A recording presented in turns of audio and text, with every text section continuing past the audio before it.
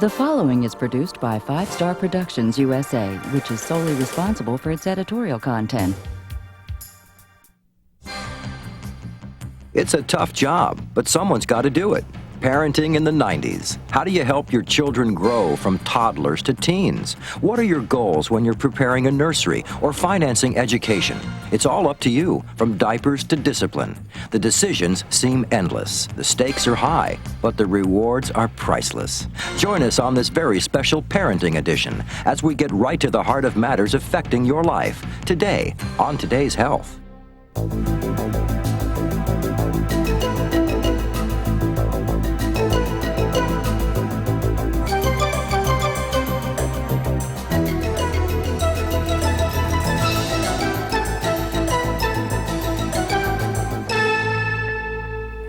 Anyone who ever said being a parent is easy probably never had any children.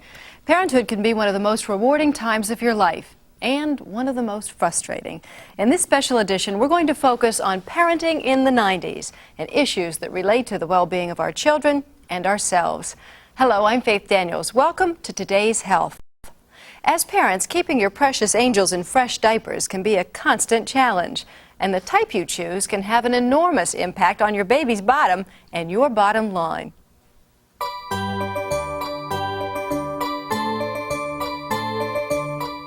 Mama's little boy, Daddy's baby girl, the apple of our eye. Everyone wants to hold that precious bundle of joy until changing time. Many people laugh about dirty diapers and who will change the baby. It's just one more chore that comes with being a parent. But finding a diaper that will keep your child dry and won't soak the family budget is no joke. I think parents need to consider a few things. The important thing in my mind is what's best for the infant, but there's also expense and convenience as issues. The most important thing to consider is the ability of the diaper to take in moisture and keep it away from the baby's skin, and the fit of the diaper. Toddlers like disposable training pants, and it's nice to have something that kids like to do at that age. It gives them the opportunity to step into pants, first one leg, then the other, and pull it up. Gives them a feeling of being a real toddler, and they often like that, especially if they see older brothers or sisters doing that. Most parents are selecting disposable diapers these days. In the recent years, I've seen some features on disposable diapers that I haven't seen before, and I think they're kind of neat. One of them is that you have Velcro, which makes it real easy to take the diaper off and to put it on. In addition, these diapers seem to have a gentler but nicer fit around the legs. One option that always seems to weigh heavily in the diaper decision is price. When you consider that a child goes through more than 5 disposable diapers a day, it can add up fast. Some private label diaper manufacturers exclusively license cartoon characters and print them on the package and the diaper's waist panel for easy identification. These diapers, made by Paragon Trade Brands, exclusively licensed the Muppet Babies. By decorating their diapers with Baby Kermit, Baby Piggy, and the rest of the gang, the maker can give consumers a way to identify the quality of that product. This private label manufacturer tries to match all the features offered by each name brand and offer them at a reduced price. Price can be the deciding factor. If there's a diaper that is a generic type of diaper that is not specifically a name brand, if it's not causing a sensitizing rash, that is absolutely no problem. Decisions, decisions. When you're a parent, even the choice of a diaper can be complicated. But no matter which kind you choose, when it's time for a change, you better have a spare handy. It's their first stop on the road to tomorrow. Your child's nursery can delight the imagination. How much do your dreams cost? A little financial planning today can help you prepare for tomorrow. Next on Today's Health.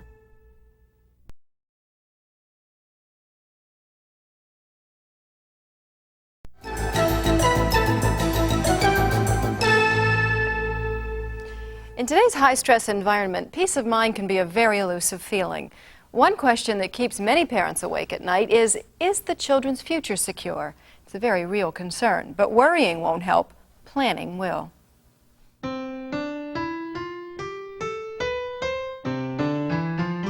Que sera, sera. Whatever will be, will be.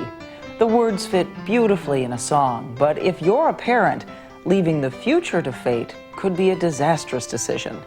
Planning in advance could be the key to ensuring that you reach your personal goals. We considered life insurance because we needed insurance to give us some financial security in the event that something happened to either of us, or to both of us, particularly now since we have a family. When one's considering the purchase of life insurance, they need to talk to their agent first about the financial stability of the insurance company. It's very important. The problem with shopping for life insurance is that most people do not always know what they need. There it takes a qualified agent to sit down with them to take a look and see if they have a short-term need or they have a long-term need, because there's no one product that fits everybody's needs. The process was very simple and not painful. It was not like buying a car, because it wasn't a sales process, it was more a consulting process. And particularly when we got down to the mix, which was important to know what we could afford and still be able to achieve the goals that we had in terms of the amount of life insurance that we needed. It's very important that you feel comfortable with a life insurance agent, but there are also some objective criteria that you should consider. Agent credentials such as CLU, Chartered Life Underwriter, or CHFC, Chartered Financial Consultant, can demonstrate an agent's commitment to become educated about a broad range of insurance issues. For company credentials, Standard & Poor's, Moody's Investor Services, Duff & Phelps, and AM Best Company independently monitor and rate life insurance companies. Choosing one with a high rating is usually a good idea. I feel very secure knowing that I've made these financial plans, and knowing Steve personally. If anything should ever happen to my husband, then I would know just who to call. A four-step plan developed by MassMutual, the blue chip company, sets down a specific process that results in a comprehensive resource analysis to guide people in identifying their future financial needs. I recalculate the numbers and see if the insurance program that I instilled for them the year before is still adequate. If not, then we adjust the program on a year-to-year basis. We altered the program to include our children, and then we also included insurance to provide for college education. Not full education, but at least it would give us some income for their education by the time they reached 18. I have peace of mind knowing that my children's future is secure. The only thing certain about the future is uncertainty. But with proper planning and sound preparation, we can take steps now to give ourselves options later. One of the more enjoyable things about getting ready for a new baby is preparing the nursery. But decorating that room isn't all fun and games. The world you create for your infant provides stimulation for that developing young mind and can affect your child's development.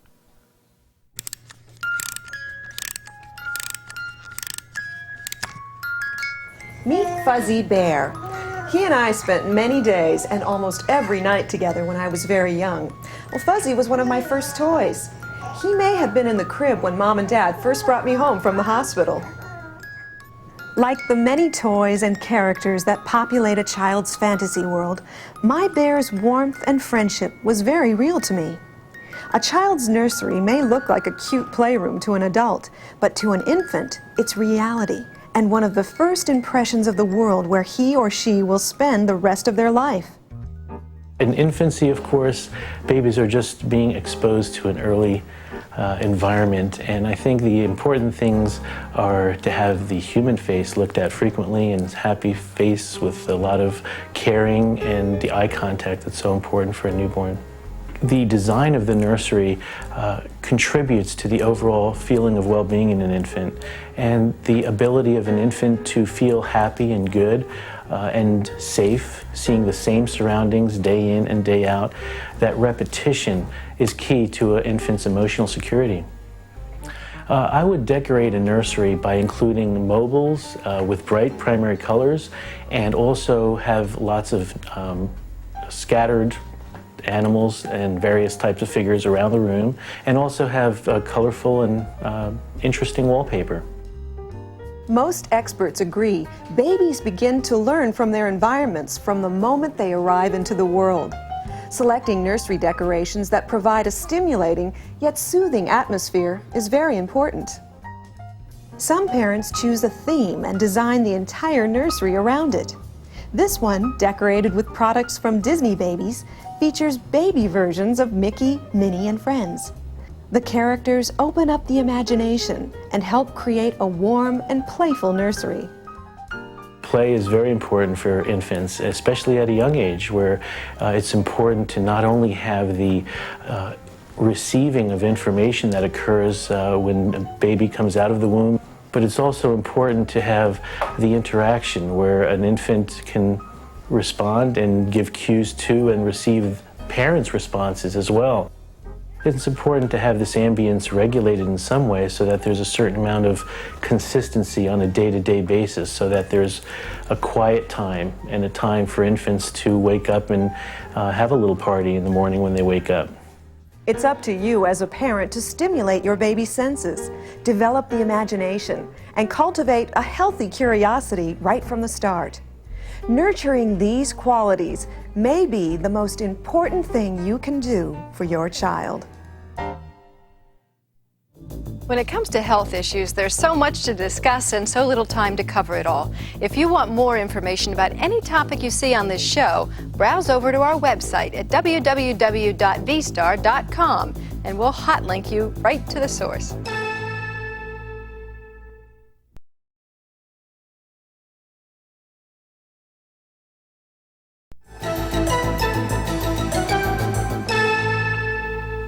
When did you smoke your first cigarette? Many people take that first puff in their teens while hiding from parents and teachers. It's not that you needed a cigarette then, it was more a way to be a part of the group. Hopefully some programs today will help common sense overcome peer pressure.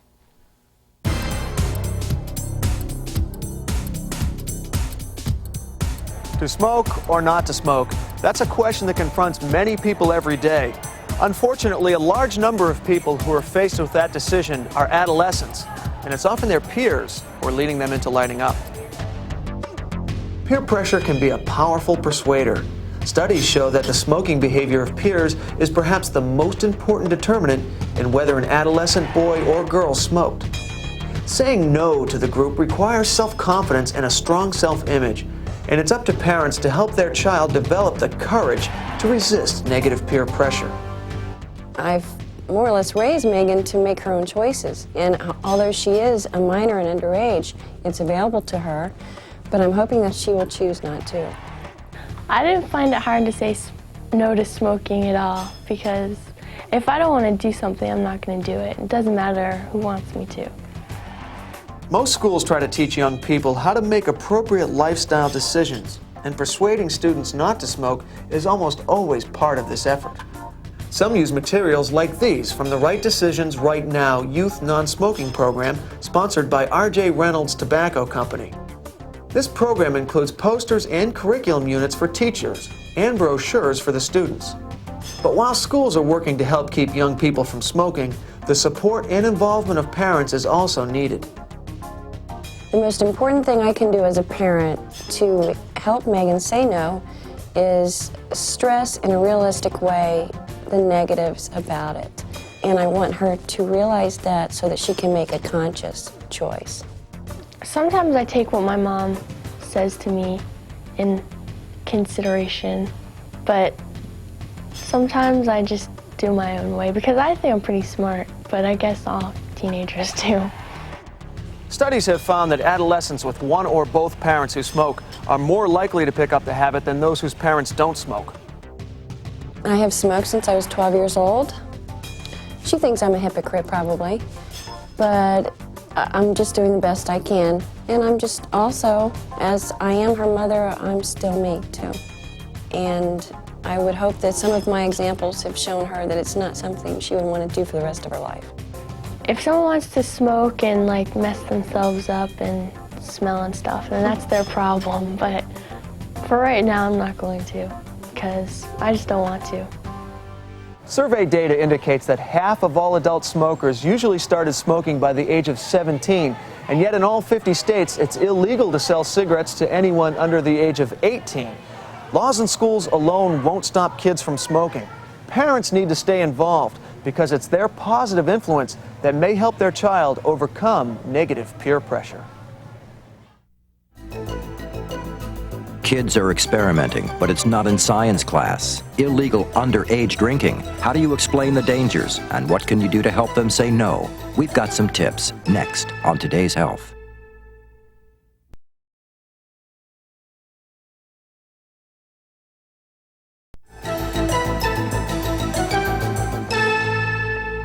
Children often want to try adult behaviors before they're ready. One of these behaviors that continues to confront parents is underage drinking. When coping with this issue, it's very important to make sure that what you do as a role model gives the same message as what you say.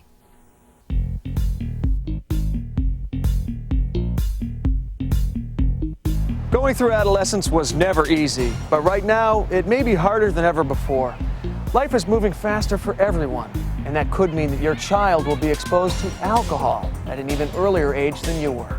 Statistics show that about 1 out of 10 6th graders and 3 in 10 8th graders reported drinking in the previous month. 1 in 11 8th graders actually reported being drunk within that time period. On the positive side, however, these statistics show that all the kids are not doing it. In fact, most kids of middle school age are not drinking regularly, but it's still a very real issue. Illegal drinking for preteens is a problem because they are neither emotionally or physically ready to drink. It's a period where they're more impulsive than they are at any other developmental period of their life. They're more apt to take chances. Their judgment is not very good. And their central nervous systems are simply not mature enough to handle alcohol. One study showed that parents and adult supervisors are the single greatest influence on children in their middle school years. But statistics show that many parents may not be aware that their own children may be drinking or may be faced with peer pressure from their friends to drink. The Century Council, an organization supported by concerned beverage alcohol companies and Boys and Girls Clubs of America, created a community program called Ready or Not. It helps make parents and adult supervisors more aware of this problem and provide support on how to talk with kids about alcohol. It is critically important to talk with children, not to children.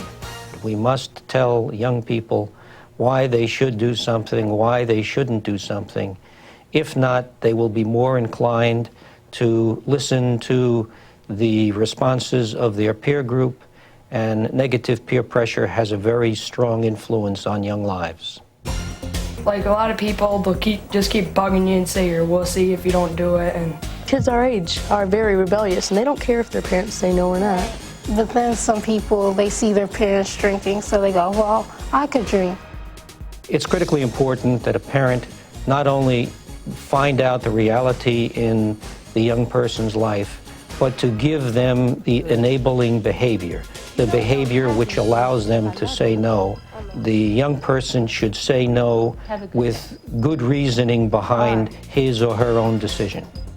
There's no denying it. Kids are exposed to decisions involving alcohol when they're too young. It's up to you as a parent or caretaker to help them make the right decisions. Did you always listen to your parents when you were growing up? Parent-child communication has always been a hit-or-miss proposition. Honesty and openness are important, but no one really knows the secret. Maybe there isn't one, but there are some ideas that may help. We all know that trying out adult behavior is a part of growing up. So how do you help them resist the natural curiosity to experiment with alcohol when clearly they're too young? While there may be no single answer, there are solutions. Professional counselors, clergy members, community organizations, and even the public library may be sources for advice. These parents are participating in a Ready or Not workshop to help them and other adult supervisors learn how to talk with kids about alcohol. As role models, we are the most influential people on children's lives. If you are going to drink, drink responsibly, drink in moderation, and if you choose not to drink, let your child know why. Through the use of role-playing and dramatic scenarios, the program video simulates real-life situations. It gives parents and adolescent supervisors, like teachers and coaches, tips on how to successfully discuss the situations and consequences of underage drinking problems. your body's going through a lot of changes, physically and emotionally, and alcohol can interfere with that. The program advocates strong disapproval of any illegal underage drinking. It also advises parents to set strict but fair penalties for that behavior and to enforce those penalties when necessary. Close supervision is very important. Know where your child is. It's imperative that the parent take action if they see that their child is having difficulty. Difficulty in school, difficulty in their friendships, difficulty in their social lives. The keys to parents preventing their teenagers from drinking involve, first of all, having a good, open, trusting, working relationship with their children so that they become even more powerful role models. They need to be able to communicate with their adolescents, not talk to them, but truly listen to what they have to say and be able to do that in a non-judgmental way. If parents catch their teenager drinking, then they should use that as an educational opportunity. It's an opportunity to talk about what the effect of alcohol has been on their teen. The parents themselves can ask themselves why that happened. If it's more than an experimental 1 or 2 time event, then parents should seek professional help to find out what the underlying causes are. It's a well-known fact. Children don't come with instruction manuals. Teaching them to avoid alcohol until they reach legal age and are mature enough to make their own decisions isn't easy. Programs that help adults become better parents may help our children grow into better adults. The things you do now to raise your children will affect them for the rest of their lives. You're a role model, a teacher, and a friend. And if that's not enough responsibility, just remember, you've got the future in your hands. Thanks for being with us for this special parenting edition.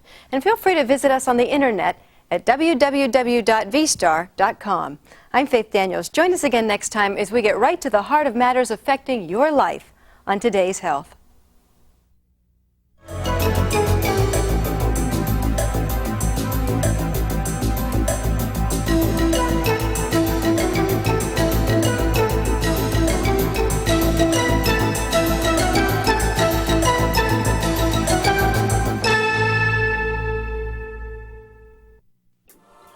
This has been a presentation of 5 Star Productions USA, which is solely responsible for its editorial content.